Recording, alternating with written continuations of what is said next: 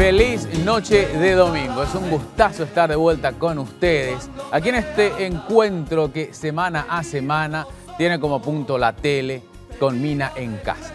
Y a propósito, el saludo a Mina Feliciangeli, el abrazo y el deseo de pronta recuperación de tu gente, Mina, de todo el equipo y sobre todo de la audiencia que te aprecia, te valora y que te espera, ¿eh? Así que con ese saludo arrancamos hoy en un encuentro con 6 invitados en el que no va a faltar la polémica, la nota de color y eso que de lo que venías hablando en toda la semana o de lo que vas a hablar los próximos días. Esperemos que hayan pasado un excelente fin de semana. No va a concluir sin hablar de eso que te interesa. Ya les presentamos a nuestros invitados. Empezamos con la dama, ¿le parece? Con la encargada de despacho, me puntualizó muy bien, de Becal, Alejandra Abogado. ¿Cómo estás? Buenas noches. Buenas noches, muchas gracias por la invitación. Un placer estar ante los invitados de esta mesa y contigo. Muchas gracias. Alejandra, es tiempo de decisión, después vamos a ir con los detalles porque Becal va a convocar nuevamente al talento joven paraguayo, ¿no? Así mismo, las convocatorias están abiertas. Perfecto, ya vamos a hablar de eso también. ¿Qué trabalengua se impuso con la actualidad, con lo que surgió a partir de denuncias por cirugías estéticas? A ver, polimetilmetacrilato. Me salió bien, doctor Bruno Valmelli. Buenas noches. Buenas noches, Juan Carlos. Buenas noches a todos los otros invitados. Un placer de estar contigo y de tratar de comunicar un poquitito mejor a la ciudadanía. Te salió muy bien el polimetilmetacrilato. Sí, casi es al revés, pero no importa. El orden de los factores no alteran el producto o eso en medicina no es igual. No, en medicina no es igual. Bueno, gracias, doctor. Perfecto. También saludamos a el director nacional de impuestos, de ingresos tributarios, Oscar Orue. ¿Cómo estás, doctor? Buenas noches, Juan Carlos. Buenas noches también para todos los invitados y también a toda la audiencia. Un placer nuevamente estar en esta mesa. Agradecido. Eso generado si te digo viceministro. No, igual no. La institución es nueva. La institución que... Todavía me dicen así. Todavía te dicen así. Sí. ¿Que engloba? Aduana y tributación. Aduana y tributación. Ya vamos a hablar de eso y también de lo que ya era letra, pero no era una letra muy ejecutada, por no decir letra muerta, ¿no? Que mercadería se puede traer de Argentina legalmente y todo eso, ¿eh? A la izquierda, el doctor Castiglioni, Aldo Castiglioni, con este septiembre amarillo. Doctor, ¿cómo estás? Buenas noches. Muy buenas noches, muchas gracias por la invitación. Septiembre amarillo, no hablamos al taller. Sí, el septiembre amarillo es el mes de la conmemoración de la prevención del suicidio, que es un fenómeno lastimosamente bastante frecuente y que afecta a muchísimas personas, no solamente a las personas que terminan cometiendo el suicidio, sino a todas las personas cercanas a los allegados que sufren por este motivo. Es presidente de la Asociación Paraguaya de Psiquiatría, ¿es así? Sí. Bien, el doctor Castiglioni. En deportes, un campeón. Carlos Alberto Quise, ¿qué pasa con nuestra selección? Por favor, tratanos de explicar. ¿Cómo estás? Buenas noches. Buenas noches, un saludo cordial a todos los invitados. Y veremos qué pasa el 12 de octubre cuando jugamos con Argentina en Buenos Aires, a ver si comenzamos a recuperar, después con Bolivia acá. Pero la presión mediática tiene su fuerza. Lo dejamos ahí por ahora, ¿sí?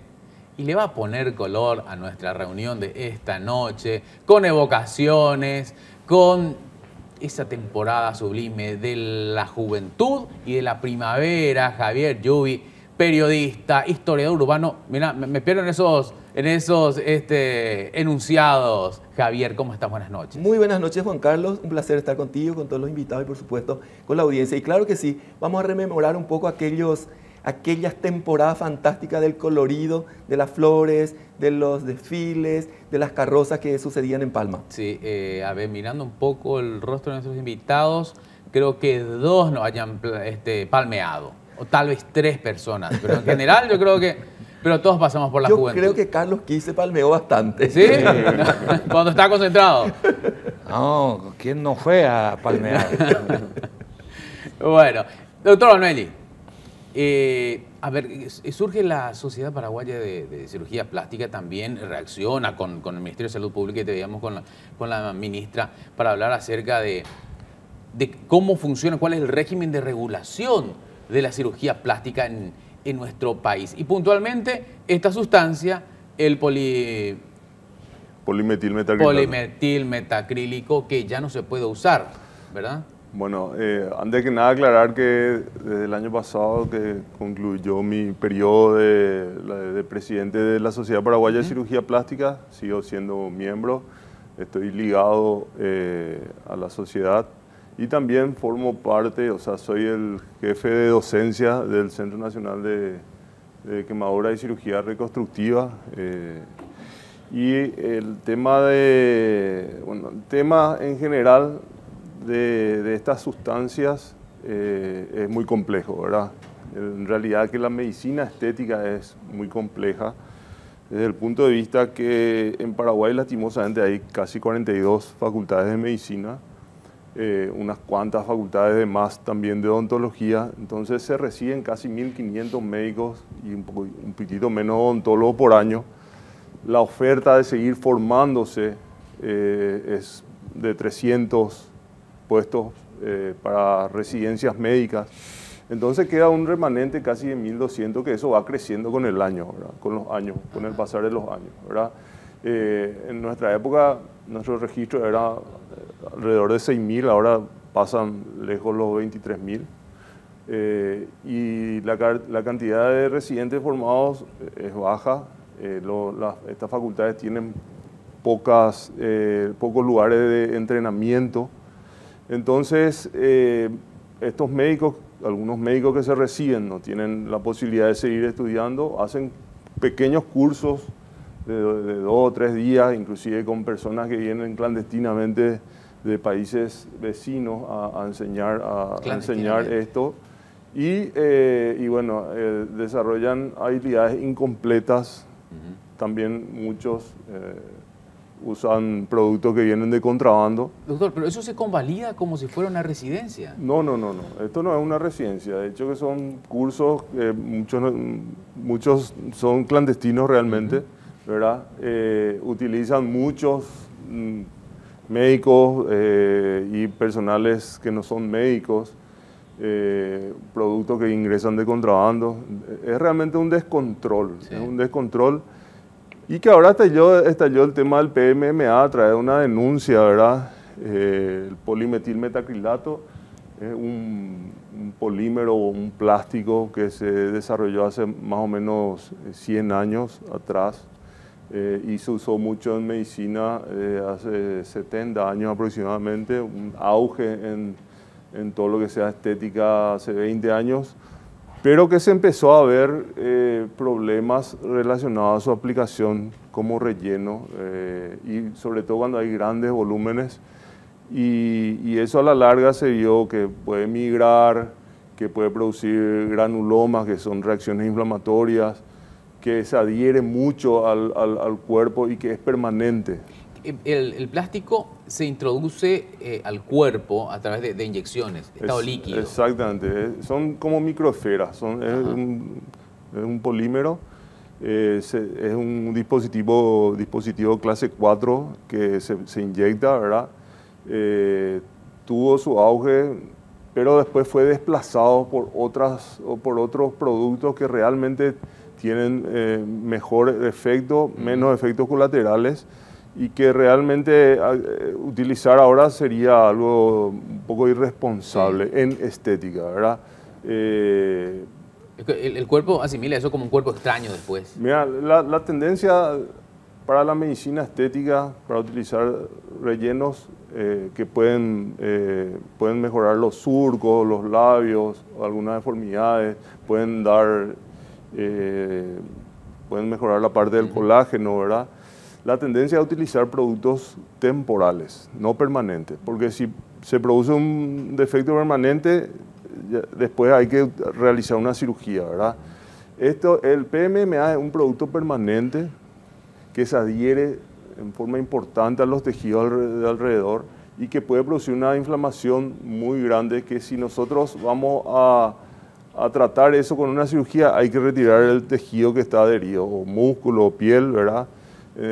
Y también produce inmunogenicidad importante que puede dar cuadros tipo de insuficiencia renal, hepática. ¿Cuánto hace, doctor, que se está usando esto? Porque de pronto esto surge y estalla a raíz de lo de este modelo argentino que falleció. Mira, yo creo que este producto se está utilizando hace rato ya con productos que venían o ingresaban de contrabando, ¿verdad? Acá la discusión se crea de que Dinavisa, que es un órgano totalmente independiente del Ministerio de Salud Pública y Bienestar Social, habilita en junio y vuelve a modificar en septiembre. Entonces esa fue la discusión, ¿verdad? ¿Por qué? Y según estas empresas que aún no habían comercializado, ¿verdad? Yo desconozco realmente qué procedimiento le utilizaron a esta señora que denunció, pero si uno le dice a su paciente que le va a aplicar ácido hialurónico y posteriormente le aplica polimetilmetacrilato, realmente es algo muy preocupante y que tendría que tener alguna sanción. Pero seguro que sí. Pero otra cuestión también es quién aplica, ¿verdad? Porque surge odontólogo. Y me preguntaba por qué se tomaría esa atribución un odontólogo. ¿Por qué? Porque tenga cierta expertise en el manejo de una jeringa. Nosotros las capacitaciones hasta menos médicas que un paciente, perdón, que un doctor, un médico de otra especialidad. Nosotros hace unos 10, 12 años dentro de la Sociedad Paraguaya de Cirugía Plástica pusimos un énfasis importante en que el paciente realmente tiene que estar muy informado, ¿verdad? Y dentro de esa información hay un triángulo de seguridad donde una de las aristas es el profesional que le va a aplicar, tiene que ser un profesional acreditado, registrado en el Ministerio de Salud Pública y Bienestar Social. Siempre decimos que tiene que ser un cirujano plástico, un dermatólogo de sus sociedades, habilitado por sus sociedades científicas.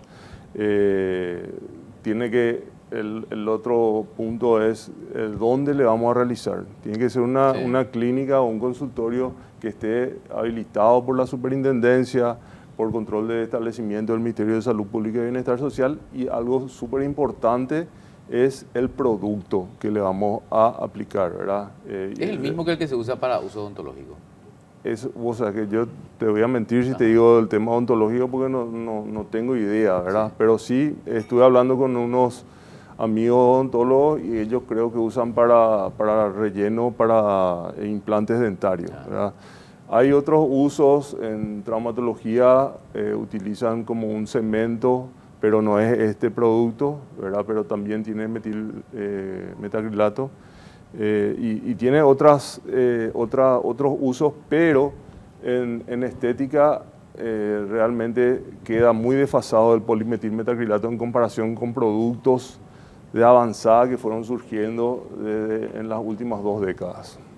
Ya, y ahora ¿tenía una pregunta? Sí, tenía una pregunta sí, por favor, doctor. Quería saber, espectacular la explicación del triángulo y cómo hay que hacer como paciente todas las verificaciones. Pero inclusive cuando te vas, por ejemplo, a consultar y ya te están por hacer el procedimiento, ¿cómo uno puede preguntarle, ¿me podés mostrar toda la etiqueta, todo lo que...? Esa es una pregunta genial, realmente, porque cuando vienen a mi consultorio pacientes que ya consultaron con 2 o 3 colegas, y entonces yo digo, esta paciente se quiere informar de lo que se va a hacer y eso es lo que está bien, ¿verdad? No está bien lo que hace la mayoría de guiarse por las redes sociales, porque yo en las redes sociales puedo mostrar Photoshop, puedo mostrar un resultado que no es mío, ¿verdad? Y engañarla a esta paciente, ¿verdad? Entonces, todos estos productos que están registrados en Dinavisa, ¿verdad? Nosotros tenemos que siempre ir a algo legal, a algo serio, ¿verdad? Entonces no podemos avalar que colegas utilicen productos que ingresan de contrabando o productos falsificados. Todos estos productos que están registrados en Dinavisa tienen su certificado de garantía. Entonces, lo fundamental es que el paciente esté informado. Más todavía en la era de la información en la cual vivimos. Entonces, viene una paciente, me dice, yo quiero mejorar el aspecto, el contorno de mis labios, el volumen de mis labios, cuáles son las opciones, y yo le voy a decir, bueno, estas son las opciones. Generalmente nosotros utilizamos por seguridad el ácido hialurónico, que se degrada en un año y medio, Este producto que yo utilizo es de origen canadiense, de origen francés, esta es la marca comercial, este es el registro que tiene en Dinavisa y también tiene un certificado, ¿verdad? Casi nadie lleva después, ¿verdad? Pero realmente esa es la forma que nosotros tenemos que explicarle a la paciente o al paciente que se va a producir. Cuando uno llega a un consultorio privado, pues si es un hospital o si es un sanatorio donde los consultorios no son privados, es difícilmente uno vaya a encontrar los certificados de los médicos, pero si va a su clínica privada, sí. Pero no hay una obligación, una normativa que establezca que alguien, un cirujano plástico, ponga a la vista del paciente que está especializado debidamente, que tiene un registro. Eso no existe en nuestro país. Eso creo que no existe, ¿verdad? Realmente ahora yo vi una apertura muy importante de parte de la ministra de Salud de trabajar en forma coordinada, conjunta, para ir mejorando este tema de la medicina estética, también de la cirugía plástica, ¿verdad? Pero lo que sí te puedo decir que en el registro de profesiones hay un código QR y hay una página donde uno puede buscar ahí doctor Bruno Valmelli, su registro de médico, su registro de cirujano plástico. Ajá. Y si tiene otras especialidades también. En la página web del ministerio, en la parte de profesiones, de control de profesiones. Ajá. Entonces uno, a través de eso se informa. Hablabas de las condiciones también, ¿no? De lo que veíamos en redes sociales, que pareciera ser un sillón, uno de los intervinientes con unas zapatillas. Acá hay un problema muy... un quirófano no era eso. Importante que se da. El problema de fondo es la proliferación de facultades de medicina, ¿verdad? Yo puedo acá extender una camilla acá y empezar a poner, sí, ¿verdad? Pero no es el lugar adecuado. Entonces, tendríamos que tener mayor cantidad de fiscalizadores y eso yo creo que van a trabajar porque entre Dinavisa, control de profesiones, control de establecimiento y la superintendencia creo que llegan a 10 fiscalizadores para todo el país. Y el descontrol es mayor en la frontera, ¿verdad? En Ciudad del Este, o sea, en toda esa zona, Pedro Juan. Hay mucha influencia del mercado brasilero. Y algo también grave que ya dije hace rato es el tema del ingreso de productos de contrabando y muchos de ellos son falsificados e inclusive lastimosamente se ofertan a través de las redes sociales, ¿verdad? Digo una marca comercial que no se comercializa en Paraguay, que es el Botox, ¿verdad? Que es la toxina botulínica. Sí. Acá en Paraguay se comercializa una sola toxina botulínica que está en Dinavisa, habilitada y registrada, que es muy buena, es la marca alemana que se utiliza y es muy buena, pero hay profesionales que inclusive no son médicos que ofertan el Botox a través de sus redes sociales, ¿verdad? O le estamos estafando a nuestra paciente que viene inducida, me va a poner el Botox, o si le ponemos el Botox, realmente viene de contrabando. Entonces, se da eso con muchos productos, ¿verdad? O sea, que acá el combate tiene que ser multidisciplinario y por varias entidades. Perfecto, doctor. Seguramente nuestros invitados también tendrán una consulta. Los temas no se acaban, no se agotan, ¿no? Ahora les curamos un poco al doctor Valmelli, pero es simplemente porque arrancamos con esto de lo que hasta hoy seguimos conversando y tratando de conocer más. Y esa es la clave, precisamente, lo decías, ¿no? Informarse en las personas que tengan en vistas una cirugía estética, plástica, que no es lo mismo, pero es muy parecido, ¿verdad? Se informen. Doctor Aldo Castiglioni con nosotros también, para hablar, decíamos, de septiembre amarillo, porque evocar septiembre es hablar básicamente de la primavera, de la juventud, y es un buen momento también por eso mismo, por lo antagónico, ver la parte de la oscuridad de las personas que toman la peor decisión, como utilizamos algún eufemismo para hablar del suicidio, doctor. Sí, desde el año 2003 que en el mes de septiembre se conmemora el septiembre amarillo, específicamente el 10 de septiembre, el Día Mundial para la Prevención del Suicidio. Y es un día importante porque es un día en el cual se habla de este fenómeno, se habla de este tema que es un tema tabú.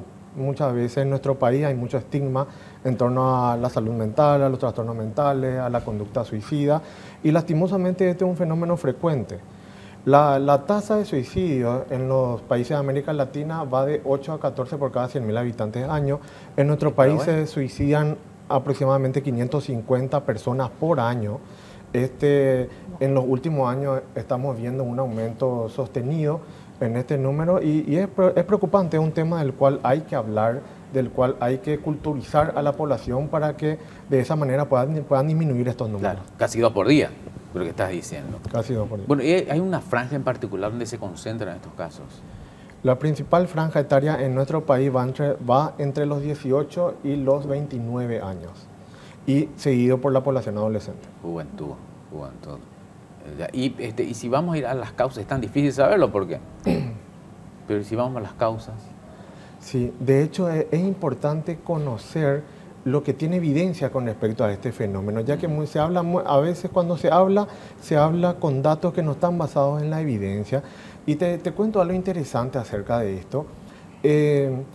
Muchos investigadores hicieron muchos estudios en el mundo buscando cuáles eran las condiciones clínicas dentro de salud mental que menos querían tratar los terapeutas. Y entre las principales condiciones clínicas estaba la conducta suicida como una de las primeras. También estos mismos estudios y otros independientes trataron de averiguar cuáles eran las condiciones clínicas en salud mental que los pacientes tenían menor grado de satisfacción de clientes. Y también estaba como número 1 la conducta suicida. Sin embargo, estas personas que querían suicidarse seguían siendo grandes consumidores de los servicios de salud mental. O sea, querían mejorar, buscaban ayuda, pero estaban insatisfechos porque no la conseguían. Y el grado ¿y por qué los terapeutas no quieren tratar? Porque no saben cómo, porque no están formados en tratamiento basado en evidencia. Afortunadamente hoy en día tenemos algunos tratamientos efectivos que tienen evidencia de que funcionan. Son pocos y es importante saber esto porque muchas veces es muy frustrante recorrer diferentes profesionales y no obtener la ayuda que uno necesita. Entonces es importante conocer que hay tratamientos más efectivos que otros que funcionan. En nuestro país lastimosamente hay pocos profesionales que están formados en estos tratamientos y hay entre estos tratamientos que funcionan hay un marco explicativo común, hay una explicación acerca de las causas. En general, una persona piensa en el suicidio cuando las demandas del medio exceden sus recursos personales. ¿Qué significa esto?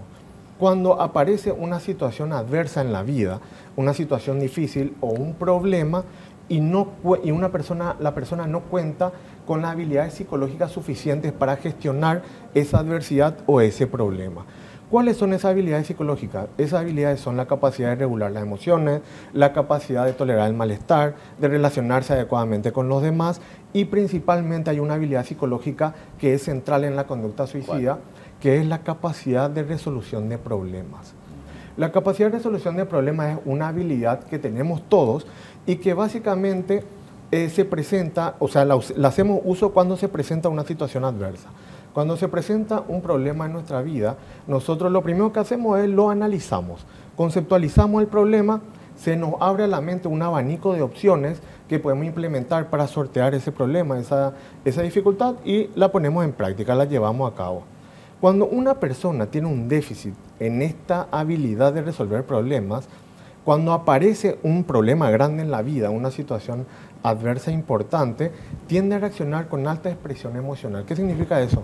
Tiende a escalar emocionalmente en una intensidad alta, en una emoción displacentera y le cuesta mucho concentrarse enfocarse en la resolución de problemas. Y es ahí cuando aparece una puerta a lo lejos. Una puerta a lo lejos que es la puerta del suicidio. ¿Y si me suicido? ¿Y si me mato? ¿Y si me quito la vida? Por eso, los estudios dicen que en la mayoría de los casos las personas que se quitaron la vida ya venían contemplando esta opción desde mucho tiempo antes. El hecho de pensar en la posibilidad del suicidio tiene una consecuencia, genera un cierto alivio en la persona que lo está pensando, porque capaz no lo estoy considerando seriamente, es una puerta que la tengo allá a lo lejos, pero al pensar es como que tengo un backup. Si nada más funciona, allá tengo una opción, entonces me genera un cierto alivio Y de esa manera esto se refuerza y hace que cada vez que se presente una dificultad muy grande en mi vida, un problema, aparezca esa opción. Y si en algún momento yo me siento muy vulnerable, por algún motivo, esa puerta se puede presentar muy cerca y el riesgo aumenta. Como este fenómeno se presenta de acuerdo a las demandas del medio y los recursos personales, evidentemente yo puedo tener buenos recursos personales y tengo buena habilidad psicológica, pero si la situación es sumamente adversa, se puede presentar este fenómeno. O si mis habilidades, tengo un gran déficit en cierta habilidad psicológica, situaciones que a la vista de terceros no parecen gran cosa, me pueden disparar una crisis suicida. Y acá algo que me gustaría agregar es que los tratamientos que funcionan para la conducta suicida están enfocados en enseñar algo a las personas suicidas, en enriquecer a los consultantes, en enseñar y entrenar en estas habilidades psicológicas, principalmente en esa capacidad de resolver problemas para que de esa manera puedan encontrar otras alternativas para sortear esas dificultades. Y es muy importante tener en cuenta y que la gente sepa que el suicidio no es una buena opción. ¿Por qué no es una buena opción? No es una buena opción porque hasta hoy en día no existe evidencia alguna que nos diga que si nos quitamos la vida vamos a estar mejor que ahora. Podemos imaginarnos que es así, que vamos a desaparecer, pero en realidad no sabemos, no hay evidencia que nos diga eso. Y sí hay mucha evidencia del gran daño que le vamos a hacer a las personas que nos quieren. Sí. Por lo tanto, no parece una opción muy efectiva y hay una alternativa, y esa alternativa es seguir un tratamiento que funciona, que está basado en evidencia, y que la evidencia, los datos nos dicen que muchas personas que estaban sufriendo accedieron a este tratamiento y de esa manera pudieron construir una vida que vale la pena vivir. Doctor, pero da señales el potencial suicida. ¿Qué señales son las que tenemos que estar alertas para cazarlas, para identificarlas? En la mayoría de los casos se presentan ciertas señales que uno los puede identificar. La principal señal es la verbalización directa. Me quiero matar, me quiero morir, quiero dejar de ser una carga. O sea que es mentira eso de que quien lo va a hacer no lo dice, quien lo va a hacer no lo anuncia, eso es mentira. En este caso, en la mayoría de los casos, las personas que consumaron el suicidio habían comentado clara y directamente su propósito suicida a alguna persona. ¿Y cómo potenciar esas habilidades que te van a ayudar a hacer frente a aquello que estabas mencionando, lo de la frustración, capacidad de sobreponerte a ciertas frustraciones? ¿Cómo hacerlo? Una manera muy eficiente es con un tratamiento, con el tratamiento psicoterapéutico basado en evidencia. Todos nosotros vamos desarrollando e incrementando nuestra habilidad psicológica en el transcurso de la vida. Al ponernos en contacto con las contingencias de la vida, lo vamos desarrollando. Pero si es que yo tengo algún déficit en alguna habilidad, es siempre muy inteligente buscar ayuda en los tratamientos que funcionan. Perfecto. Después nos decís cómo hacer para convencer a alguien que tenga esas características, de decir, te llevo, vamos, es importante que vayamos a iniciar ese tratamiento. Y ya tenemos en la mesa al ex viceministro de Tributación, al actual director nacional de ingresos tributarios, Óscar Orué. Eso, ¿cómo deberíamos entender? Es de subsecretario de la SED, ahora se hace cargo de una entidad que es autónoma. Sí, es autónoma y autárquica, es una nueva entidad, que es la fusión básicamente de lo que anteriormente era la Dirección Nacional de Aduanas y la Subsecretaría de Tributación. Se converge en una sola entidad recaudadora de todos los impuestos, de todos los tributos. Entonces, esta Dirección Nacional de Ingresos Tributarios, o ya era una idea del presidente Peña cuando él era ministro de Hacienda, y bueno, hoy lo lleva a la práctica a través de una ley, la primera ley que el nuevo gobierno presentó y que bueno, ya está en vigencia y ya la implementamos. La estamos implementando de forma gradual, hasta diciembre va a ser de una manera, o sea, como estaba estructurada tanto aduanas como tributación. A partir de enero va a tener una nueva estructura en base a las 3 gerencias que existen. Hay una gerencia ejecutiva, una gerencia de aduanas y una gerencia de impuestos internos. Entonces, es realmente muy importante este cambio porque unifica todo lo que es el proceso de recaudación propiamente y de control. Ahora estamos haciendo fuertes controles en el ámbito de lo que es el contrabando, lo que es también la evasión de impuestos y tenemos información que antes no teníamos, ¿verdad? Anteriormente, como estaban separados, ese acceso a información era un poco complicado. Hoy ya es mucho más sencillo porque tenemos las bases de datos de los dos sistemas y eso hay una unidad que está analizando, verificando, haciendo la trazabilidad. Porque si vemos que una empresa está vendiendo ciertos productos, vamos a ver quién importó, la trazabilidad de eso, para ver si no es de contrabando o si está pagando sus impuestos. Lo mismo, sí. Las empresas que importan pagan sus impuestos, ver la valoración que sea correcta, porque sabíamos que siempre en la aduana era un problema de cuánto el valor que se le tiene que cobrar por el impuesto, ¿verdad? Entonces ahí había de repente mucha maniobra o mucha discrecionalidad. Y hoy con los cambios que hicimos también estamos teniendo mayor recaudación, ¿verdad? 23% más este mes de septiembre en comparación al mismo periodo de 2022 y agosto cerramos también de forma positiva. O sea, ni bien hicimos los cambios, ya vimos mayor recaudación. Entonces, evidentemente... ¿Qué se cambió, perdón, Uruguay? ¿Qué se cambió en cada una de estas instituciones hasta ahora y qué se piensa cambiar para después?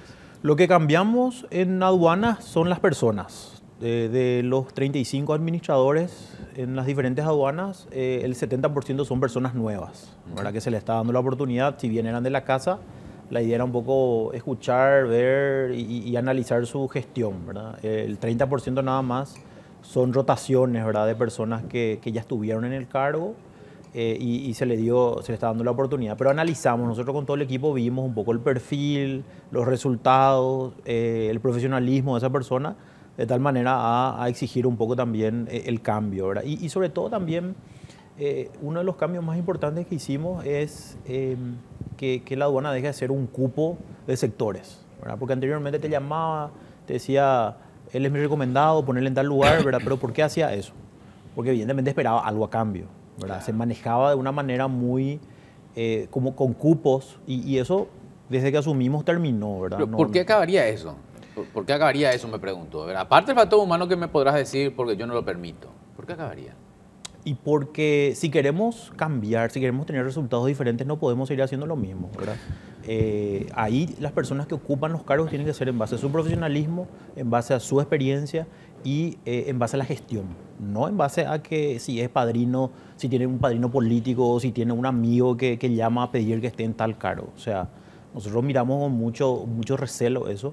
Y eso es el primer cambio que hicimos, ¿verdad? Entonces, que la institución no se convierta en un cupo o político o de gremios o de sectores, ¿verdad? Ministro, sí. Con esto que decís, que me parece brillante, que haya un respaldo político también a eso, pero también mencionaste en algún momento, explicando a la gente que para el periodo del 2024, se piensa que con esta unión se va a mejorar en más de 400 millones de dólares. Sí. Entonces yo tengo que pensar como ciudadano que hay una evasión más o menos de 400 millones de dólares en este país. Sí, de hecho la evasión está calculado de un 30% en lo que es solamente impuesto al valor agregado. O sea, recién justamente acá el doctor decía, ¿verdad? Hay productos que entran de contrabando desde Brasil, sí. O sea, el contrabando es un flagelo que está muy arraigado en nuestro país. 30% de esos 400. Yo creo que un poco más, ¿verdad? Lo que es el contrabando, porque acá tenemos que ver lo que es la evasión, no solamente es el lado de contrabando, sino la evasión de impuestos,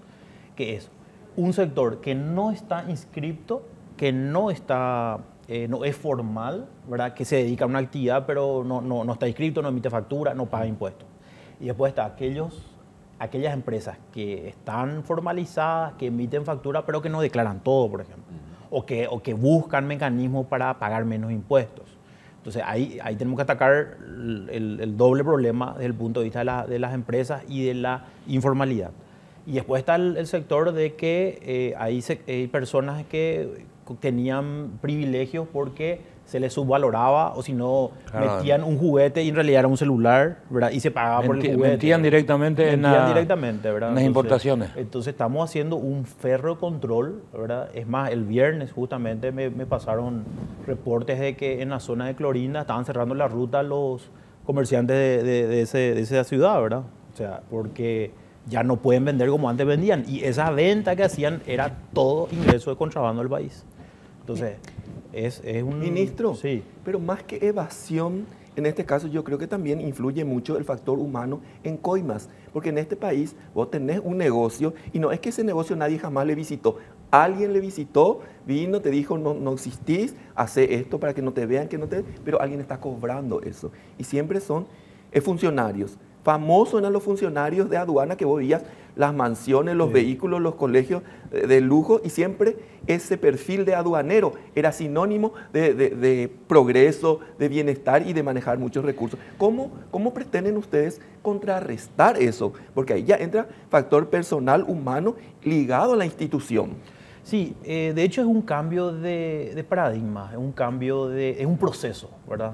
Nosotros, cuando el presidente Peña me invitó a formar justamente el equipo, me dice, bueno, pero ¿cómo vamos a hacer los cambios? Porque una cosa es tener discurso, qué sé yo, pero nosotros demostramos gestión en el viceministerio, cambiamos muchas cosas, entonces tenemos la decisión, no solamente política, sino tenemos el equipo humano para poder cambiar esto. ¿Cómo se cambia? Justamente evaluando el perfil profesional y el perfil de gestión es lo que tenemos que ver. Hemos cambiado muchísima gente en los puestos de control, ¿verdad? Porque ahí veíamos mucho, que se permeaba mucho. Y también vimos en diferentes instituciones. O sea, está arraigado un sistema lastimosamente de corrupción. Por eso es que había el contrabando, por eso es que había sectores que no pagaban. Hoy, ¿qué nos ayuda mucho, Javier? La tecnología. Porque hoy ya no está a cargo de una persona en la que decide todo. Hoy tenemos sistemas donde podemos monitorear, podemos ver la trazabilidad, como digo, y el factor humano cada vez es menos trascendente en estos procesos que estamos implementando. Pero hay escáner y compañía, pero claro, eso es el problema con los escáneres. Pero claro, porque no había un sistema de monitoreo secundario, ¿verdad? Porque había una persona que controlaba. Pero ¿y si esa persona es permeada? Sí. ¿Qué pasó, no? ¿Qué pasó, verdad? Sí. Entonces ahora hay un segundo sistema de monitoreo que es central, donde están todos los escáneres y estamos queriendo ampliar. Pero no solamente eso, Juan Carlos, queremos también implementar un sistema de tipo inteligencia artificial que evalúe la calidad de las imágenes, que no sea solamente el factor humano. Pero nosotros queremos disminuir la intervención humana en los procesos de valoración y en los procesos de control de lo que es específicamente aduana, ¿verdad? Entonces, no es sencillo. Hoy, cuando asumimos, no tenemos todavía esa herramienta, pero tenemos que buscar alternativas, que es justamente evaluar la gestión de los funcionarios, porque así como hay funcionarios muy malos, hay funcionarios también muy buenos, ¿verdad? Entonces, estamos buscando ese grupo en el cual se le quiere evaluar. Hay un proyecto de ley donde queremos también que pasen, por ejemplo, por el polígrafo, que pasen por diferentes sistemas de verificación, de tal manera que esa gente que están en esos lugares no solamente sean bien pagados, sino que haya un compromiso patriótico, por decir una manera, ¿verdad? Aunque parezca romántico eso. Y sí, es romántico. Pero lo que haga Contraloría será clave en eso, ¿verdad? Porque el enriquecimiento ilícito... Pero otro tema también que para nosotros es fundamental es la impunidad. O sea, Sí, cuando nosotros vemos está. de que fulano de tal está haciendo algo, le denunciamos y vemos que tenga sanción, porque eso da un ejemplo también a la gente. O si no, tiene luego su contacto de fulano y pagó tanto y solucionó su problema en la justicia. Y eso es también una situación que también estamos evaluando como equipo. Esa purga tiene que ser. Claro, por supuesto. Y donde tenemos justamente el presidente Peña, lo primero que hizo también fue tener una reunión sobre el tema de la corrupción con los diferentes poderes del Estado. De tal manera a mantener una señal clara como país de qué es lo que queremos. Así es que esto es un compromiso de todos. El contrabando de hormiga, ¿en cuánto afecta a la economía? Y el contrabando de hormiga afecta, no te quiero decir un número, profe, pero en menor medida. El mayor problema es el que entra por los camiones, el que entra en los lanchones, que vimos un video donde entraban 40 camiones. Ese es el gran problema. Ahora, nosotros no queremos perseguirle a la gente que su día a día hace, que compra en Clorinda y pasa y es para su consumo, ¿verdad? Eso no es nuestra preocupación. ¿Y cuál es la, disculpa que te corte, pero no, digo que tiene que estar a 20 kilómetros de una ciudad fronteriza, que se le exija la residencia? Si uno lo mira de otro lado y el que vive en Cacupé o el que vive en Barrero no puede traer, que es para mejorar la economía de la gente de escasos recursos que hace ese pasaje de contrabando. ¿Cómo lo analizan ustedes humanamente? En realidad estamos evaluando eso porque el TVF, que es el tráfico vecinal fronterizo, es un sistema de compra de cupo de $300 por mes y que es para personas que viven de la línea del limítrofe 20 kilómetros. Que se tienen que registrar. Que se tienen que registrar y ellos pueden traer, hay una mercadería, una lista de productos positivos en el cual figura qué es lo que uno puede traer y eso hasta el cupo de $300 puede traer sin ningún problema, declara eso, mete, eso no es contrabando, ¿verdad? Pero tiene que declarar. Pero tiene que declarar. Eso no tiene costo para el que trae. Sí, paga un cupo, una pacotilla. Una tasa de pacotilla muy baja, ¿verdad? No es caro lo que significa. Ahora, estamos evaluando el tema de los 20 kilómetros, ¿verdad? Porque estamos viendo, bueno, cuál es el análisis jurídico, porque esa normativa es una normativa ya antigua. Sí, de 10 años. Entonces, estamos con el equipo, estamos viendo si es viable hacer una actualización, no solamente de productos, sino también de los kilómetros, ¿verdad? De tal manera que la gente pueda optar y que no sea otra vez una cuestión de que otra vez el policía o el funcionario le tenga que extorsionar porque le decían no voy vía tal. Claro, ¿verdad? Entonces no tenemos que dar chance también a que haya esta situación. Pero otra cosa, Juan Carlos y profe, que yo le pregunto a ustedes, antes había un listado, se publicaba, se socializaba. No.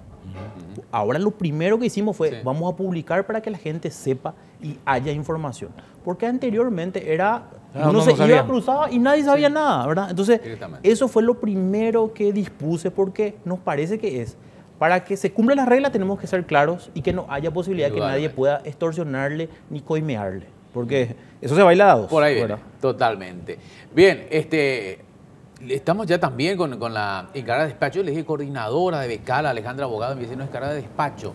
¿Qué tiene que anunciarnos Becal? Porque cambiar la sociedad viene también por la capacitación. Totalmente. Bueno, Becal es un programa que inició hace 8 años, su primera convocatoria fue en el 2015 y el objetivo del programa es de capacitar a los paraguayos cuyo objetivo sea continuar con su proceso académico en las mejores universidades en el mundo. Los números, datos de UNESCO y de CEPAL, por ejemplo, dice que existe una brecha, que Paraguay tiene 1000 estudiantes por millón de habitantes y, por ejemplo, en la región Ecuador, Bolivia tiene 2000 aproximadamente por millón de habitantes. ¿Qué pasa? Esto significa de que los servicios públicos y privados se ven afectados porque no hay una capacidad de generar conocimientos nuevos. Todos estos datos fueron los que llevaron a la creación de Becal, que se necesita un programa de becas en que paraguayos puedan acceder para poder ir a los países en donde las mejores universidades del mundo se encuentran, aprender, vivir esas experiencias de manera presenciales y luego venir al Paraguay. Posgrado. Posgrado. Maestría, doctorado y postdoctorado. Luego Becal ha evolucionado y se incorporaron otros tipos de becas complementarias para estudiantes universitarios que tengan como objetivo de vida hacer una maestría, pero que estén inscritos en universidades paraguayas. Y como nuestro criterio de excelencia es muy alto, porque utilizamos rankings globales, por ejemplo, para medir cuáles son las mejores universidades en el mundo, entendemos que el idioma es un desafío. Sí. Entonces pueden estudiar idioma en Paraguay. Y ya se preparan para ese siguiente paso al finalizar su carrera de grado. Y también aquellos que son estudiantes universitarios pueden hacer un semestre en el exterior con el objetivo de tener el primer paso a la internacionalización y también una experiencia profesional y académica que luego va a determinar si es esa la universidad donde quiere hacer o si se quiere ir a otro país, etc. Entonces ya tienen esas oportunidades. Sí, ¿cuántos cupos hay determinados a eso? ¿Es así? ¿Es por cupos? Sí, este semestre tenemos aproximadamente 117 cupos para hacer maestrías, doctorados, postdoctorados y movilidad de grado. Y renovación de idiomas, que son los becarios del año pasado. ¿En qué especialidades? ¿En qué materia? En todas las áreas de la ciencia, por ejemplo, ciencias sociales, ciencias de la salud, tenemos ingeniería y tecnología, ciencias naturales, informáticas, todas las áreas de la ciencia uno puede aplicar. Pero hay ciertos criterios de excelencia. Sí. Por ejemplo, si uno quiere hacer una maestría en algo relacionado a ciencias sociales, digamos economía, psicología, etcétera, debe de tener la admisión en una de las 50 mejores universidades en el mundo. Para áreas de ciencia, tecnología e innovación, son las 100 mejores en el mundo. El componente de educación es para las 300 mejores y doctorados también para las 300 mejores. Esa gestión la hace el alumno, el interesado. En la modalidad autogestionada, hay varios tipos de modalidades en Becal. En la modalidad autogestionada, su nombre también ya lo indica, ¿verdad? Es el interesado el que se autogestiona la admisión en una de estas universidades, siguiendo los criterios de Becal. Con esa carta de admisión, que puede ser condicional o incondicional, mete su postulación al sistema de Becal, pasa 3 meses, tienen para incorporar todos los documentos que se solicita y luego un comité evaluador va a designar. Pero sí tiene que pasar por los requisitos de excelencia de la universidad primero. Bueno, es indiscutible aquello, ¿eh? Bien, vamos cerrando ya este siguiente bloque. Bien, y entre esos temas que surgen, decíamos, ya tirábamos la primera piedra y decía, vamos a hablar de la selección antes, no porque eso me va a indigestar. No, de la selección en realidad hay que enfrentar, como decía acá el doctor, también los miedos, los temores y las frustraciones, Carlos Quise. Sí, el fútbol es eso, ¿no? Desafío constante, no es otra cosa que un juego. Lamentablemente para nuestro fútbol, los últimos 10, 12 años, en vez de ir para arriba, fuimos para atrás y nos ha costado hacer buenas campañas. Y hoy llevamos una estadística negativa y la gente por el fútbol es bastante pasional, presiona por todos lados y eso le cuesta a jugadores consagrados y todo. Sí. Porque así como en el fútbol hay una parte física, técnica, táctica, hay una parte anímica que para mí es fundamental y eso este grupo ha sentido de más en mi concepto. Históricamente, si repasamos la historia del fútbol paraguayo, vamos a encontrarnos que las grandes frustraciones de Paraguay o de los equipos paraguayos se produjeron a nivel local. Es decir, donde hemos fallado es acá en casa. ¿Los partidos decís? Sí, los partidos. Los partidos. Las grandes frustraciones. Basta mirar la historia. Tal el caso que yo nunca olvidé en la primera charla de Cubilla en el 79, cuando nos dice, si ustedes ganan todos los partidos de local, ustedes son campeones de América, porque alguna vez van a decir, Paraguay siempre históricamente sumó punto afuera, porque el espíritu combativo que teníamos antes, que se ha perdido un poquito en esta intención de cambiar a jugar a otra cosa, que es una de las causas entre comillas, de que se fue Martino, que dijo que no consiguió, pues yo creo que se fue por otras razones, pero no viene el caso. Nosotros siempre nos cuesta más de local que de visitante, porque de visitante esperamos, nadie renuncia al esfuerzo. Si hay algo que no le podemos reclamar al futbolista paraguayo es su entrega, pero nos falta el creativo, el que sabe con la pelota, y eso no es de ahora. Es decir, cuando uno jugaba, nosotros hacíamos un balance y nos colocábamos octavo, noveno o décimo en técnica en Sudamérica.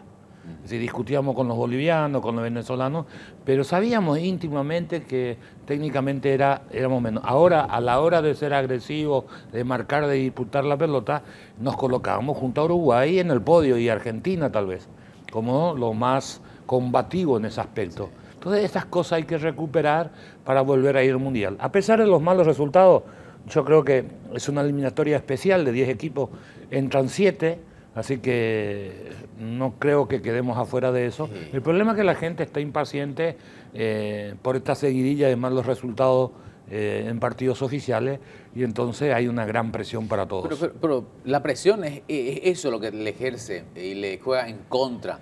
Porque jugar de local se supone que tienes una ventaja porque la gente te apoya, pero si lo traducís de manera distinta, de que es una presión y entonces la presión no viene eso. La gente cree que la presión surge en la cancha. En la cancha ya vos sabés que estás respaldado, no te va a pasar absolutamente nada. La presión viene de antes, en la crítica de la gente, en el barrio, en tu casa, en el pariente, en el vecino. Vamos a ganar, vamos a ganar. Y entonces, ¿cómo se siente en el jugador de fútbol? El jugador de fútbol, en vez de gambetear, pasa la pelota, nadie quiere equivocarse. Entonces juega con temor y ahí su rendimiento baja. Imagínate que el partido que jugamos con Perú en Ciudad del Este, de medio equipo, es decir, 11, no hay uno en el arco, no 10 jugadores, hay 5 jugadores que se acalambraron. Y no fue un partido intenso para decir es normal que te acalambre porque hiciste un esfuerzo sobrehumano, cayó mucha agua, la cancha estaba más pesada, nada de eso. Es decir, eso te habla de una ansiedad del grupo que hay que corregir porque el fútbol es eso, es decir, hay que devolverle esa confianza y esa confianza no es solo decirlo, sino que se tienen que dar ciertos parámetros para que eso ocurra. O sea que, sí, Javier. Carlos, ¿qué influencia tiene el técnico? Porque se habla mucho de técnico y vos estás hablando un poquito también de individuales de jugadores que sienten esa presión. Entonces, ¿en qué el técnico puede ser el que sea determinante de que este equipo gane sí o sí? Es muy difícil darle un porcentaje exacto. Yo digo entre 20 y 30% de la influencia de un entrenador. El técnico es un líder, tiene que ser un líder, es un psicólogo, es un papá, es de todo un poco. Y tenés que estar atento a todos, pero más de eso no influye. Cuando comienza a rodar, si vos fuiste tan influyente en la previa, en la hora que comenzó a rodar la pelota, vos dejás de tener de ese 30%, bajas a 10 o 5% tu influencia. Ahí tienen que aparecer los jugadores con carácter. Por eso necesitas mucho de ese tipo de futbolista, aunque técnicamente no sean buenos.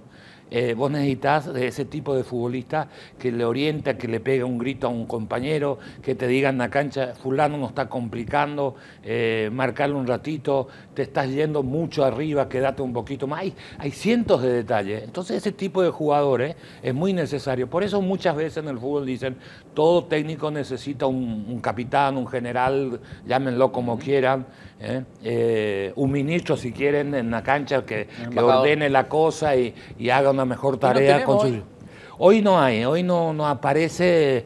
Nosotros tenemos jugadores que, por ejemplo, el capitán es Gómez, que es figura sobresaliente en el Palmeiras de Brasil. Villasanti en la media cancha es el jugador que tiene todas las condiciones para jugar en Europa. Y tenemos a Almirón que brilla en la Premier. Ahora, hacer el balance de los 2 últimos partidos que jugamos y los 3 jugaron por debajo de su nivel.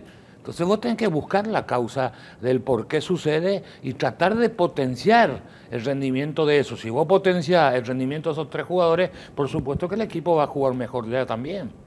Ahora, eso que planteás, Quise, lo de volver un poco hasta te diría la vieja escuela, con lo que caracterizó al futbolista paraguayo, ¿todavía es factible hoy que el futbolista físicamente es distinto a aquello Isidro Sandoval que teníamos? Claro, correcto.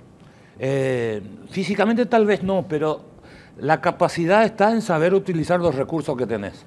Hoy Paraguay tiene algo que pocos equipos tienen y que nos gustaría explotarlo mejor, que tenemos velocidad por afuera, pero en muchos partidos, sobre todo la eliminatoria pasada, por la falta de creatividad, que cuando el técnico te lo dice tenés que cerrar la boca porque también tienes razón, salíamos a presionar arriba. Yo no estaba de acuerdo con eso en mi entender, teníamos que esperar en la mitad de la cancha para que tengan más espacio los Almirón y compañía, para tener jugar de contra, para hacerlo más corto. En los 2 partidos de Barros Esqueloto él esperó. Entonces, a Perú dije, me hubiese gustado apretar, pero Perú detrás de Brasil es el equipo más técnico de Sudamérica. Entonces digo, pero hizo lo otro y estaba bien porque tenía gente rápida.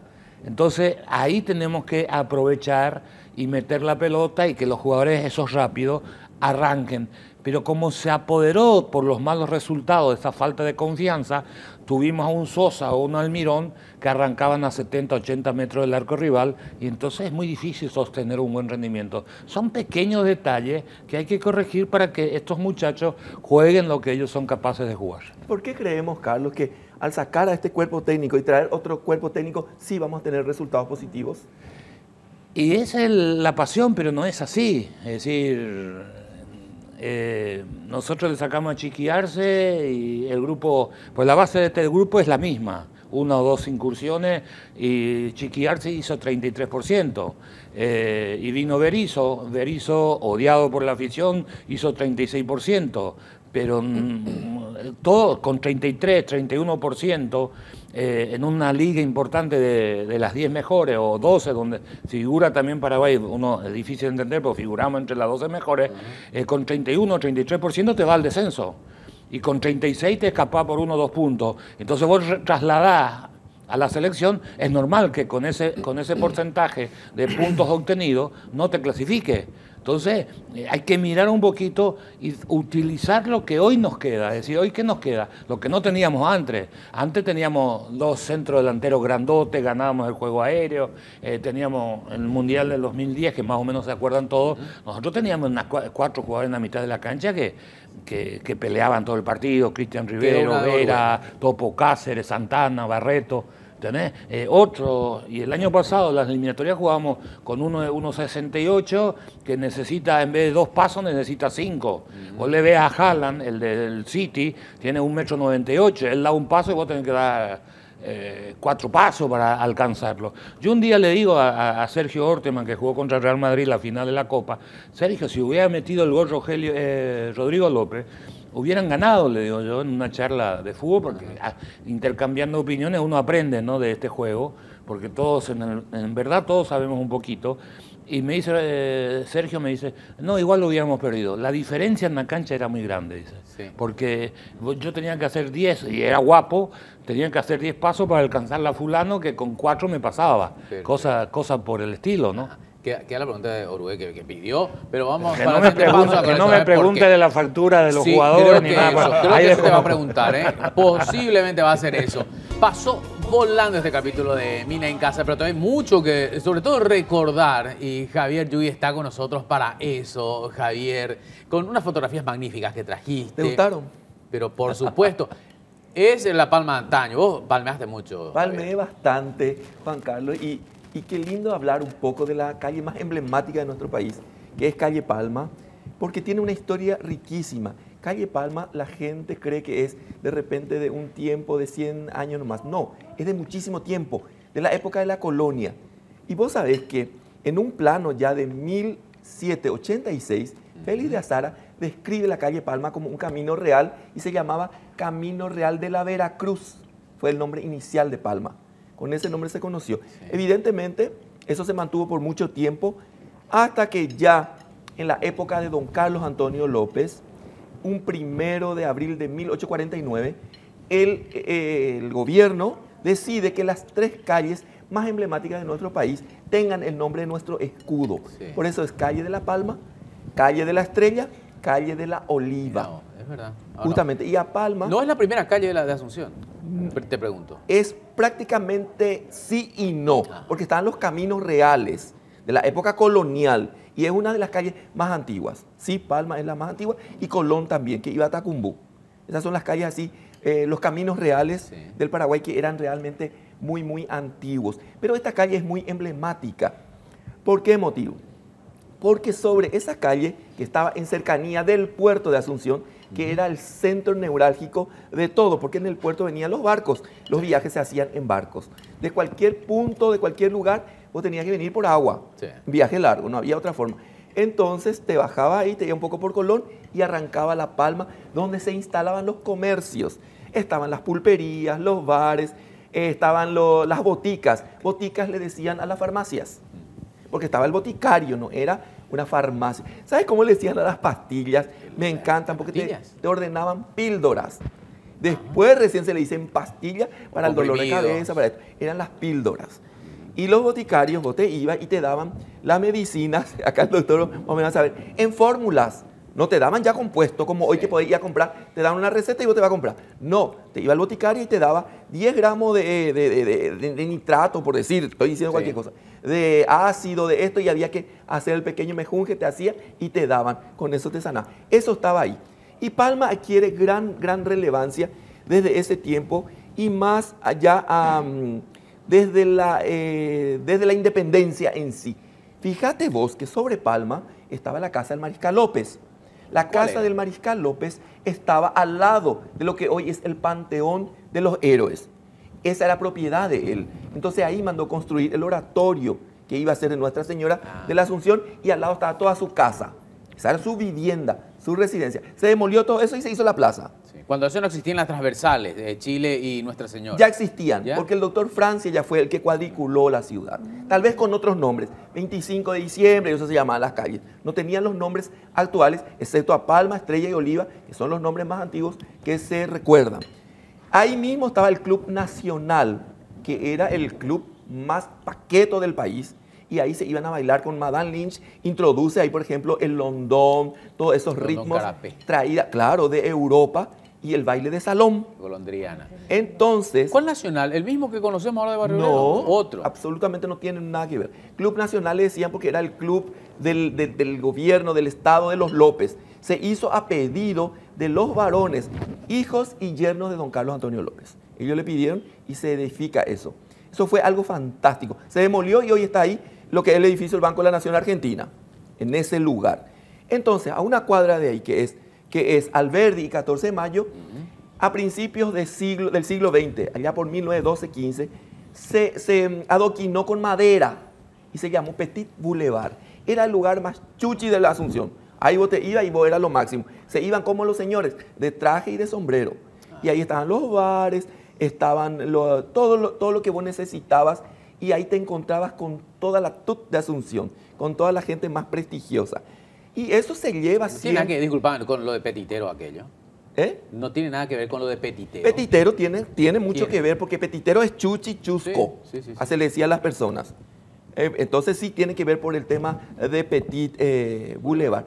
Y todas las edificaciones más importantes sobre Palma. El mercado Guazú original estuvo sobre Palma, donde hoy conocemos como Plaza Oleari. En ese lugar estuvo el mercado Guazú, que era un edificio que daba la vuelta. Posteriormente se traslada a la siguiente plaza, que es hoy Plaza de la Democracia, pero inicialmente estuvo ahí. O sea que la casa de Madame Lynch está sobre lo que es Palma, un poco más arriba. En Mariscal Estigarribia, creo que ahora en esa parte. Pero todas las edificaciones más importantes y lo más trascendente sucedía sobre Palma. Por eso la gente palmeaba. Y de ahí que entonces todo lo más, lo que convocaba a personas se hacía ahí. Los desfiles de primavera, las carrozas con las reinas arriba, los clubes el día de la primavera organizaban ese famoso desfile primaveral, engalanaban los vehículos con flores, con banderines, con adornos, y una reina siempre arriba, y chiroleras que desfilaban de algunas instituciones educativas también. Y también en ese lugar donde anteriormente se instaló el Lido Bar, que fue por mucho tiempo un lugar muy emblemático, también hacían los desfiles de carrozas de carnaval. En los corsos. En los corsos también sobre Palma tenían lugar, venían los clubes San Jerónimo, la gente de abajo, del barrio Ricardo Brugada, de toda la zona, y era el centro neurálgico del país. Tan importante era que las noticias, los periódicos, todo transcurrían en la calle Palma. Y creo que justo al decir Palma, que recordé yo que tiene que ver con nuestro escudo. Y qué interesante ha sido nuestro escudo, porque en la época del doctor Francia era la palma, la estrella y el olivo, pero la palma era la hoja de coco. Y yo creo que en vez del olivo nosotros teníamos que tener yerba mate. Vos no sabés lo importante que éramos nosotros con la yerba mate. En Buenos Aires, a principios del siglo XX, las latas más maravillosas que hoy se coleccionan dicen yerba, por decirte, Santa Fe, yerba paraguaya así de grande, porque en el Paraguay surgió la mejor yerba mate. De hecho, el nombre es Ilex paraguayense. Totalmente, pero nosotros tenemos que reivindicar cosas tan lindas que tuvimos, que tenemos, y que, por ejemplo, en este país se dio la mejor yerba que podía tomar las personas que conocían y disfrutaban de eso, ¿verdad? Por eso que la publicidad que se le daba en Buenos Aires a la yerba paraguaya era fenomenal. Entonces, en los frascos, industria argentina, obviamente, pero siempre materia prima nosotros dábamos, ¿verdad? Sí. Pero así decían yerba paraguaya. Me parece. Tenía que ser nuestro escudo, la yerba, el Bocayarohue y la estrella. Buenísima idea.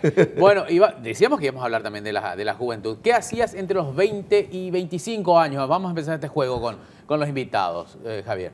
¿Qué hacía? Sí, ¿qué hacías? ¿A qué te dedicabas en esa época? Yo, ¿Estudiabas, trabajabas? Particularmente, yo ya coleccionaba cosas. Yo andaba juntando estampillas, monedas, billetes, postales, quería cosas. Y por supuesto que venía a Palma y me encantaba recorrer y encontrar en los negocios algunas cositas lindas que me gustaban para mi colección. Las mejores zapaterías estaban sobre eso. También. Las mejores tiendas estaban sobre Palma. Vos tenías que venir sí o sí en Palma.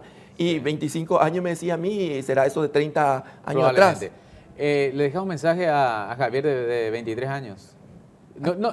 ¿Tenés un mensaje? ¿Algo cambiaría de tu vida? De mi vida. ¿Qué cambiaría? ¿Puedes decirlo o me decís me reservo? No, cambiaría. De mi vida yo cambiaría y haber aportado más y poder haber procurado más en tener voz para defender el patrimonio histórico de nuestro país, que tanto se demolió hace 30 años, es hoy muy diferente. Lamentablemente no conservamos, no tenemos ese espíritu de conservar y hacer el edificio de 14 pisos al lado. Hay que echar sí o sí para construir, por ejemplo. Ese tipo de cosas yo quisiera cambiar. Alejandra, lo mismo. Yo ya estaba estudiando en ese entonces inmensamente y arduamente para mi profesión, y le hubiera dicho a Alejandra que se tome más tranquila, ¿verdad? Que no estudie tanto, que disfrute un poco más y que salga a palmear quizás un poco, ¿verdad? Sí. ¿Tu profesión es?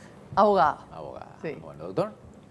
Los deportes, tanto ir a encuentros de fútbol, encuentros de pádel, ir a la cancha, ver reuniones con amigos para ver el partido, compartir un asado. ¿Se ristan? Sí, se ristan.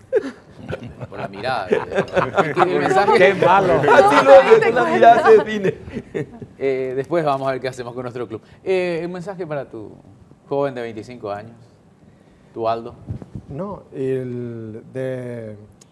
seguir tratando de llegar al cumplir las metas, los objetivos, ¿verdad? Yo estoy involucrado en lo que tiene que ver con salud mental, y hay metas muy grandes y muy importantes ahora en nuestro país, y seguir tratando por eso. Bruno Valmelli, nos conocemos de antes, esa época más o menos. Bruno, yo sé que es liberteño y ahí quedó. Nosotros éramos compañeros. Yo cuando a los 20, 25 años estudiaba medicina, ¿verdad? El estudiante de medicina, y mi novia, que después fue mi señora, también era mi compañera de estudio, ¿verdad? Era de las más lindas, después. Sí, el estudiante de medicina pues tiene algo particular, que estudia los fines de semana y farrea cuando rinde un examen, ¿verdad?